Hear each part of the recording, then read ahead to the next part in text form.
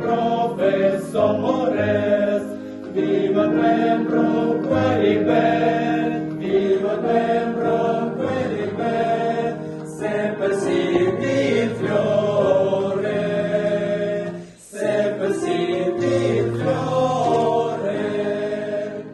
Лишь наука на земле светит людям вечно, за тот, кто дружит с ней, в жизни быстро телечной, прочь унынье, прочь просту.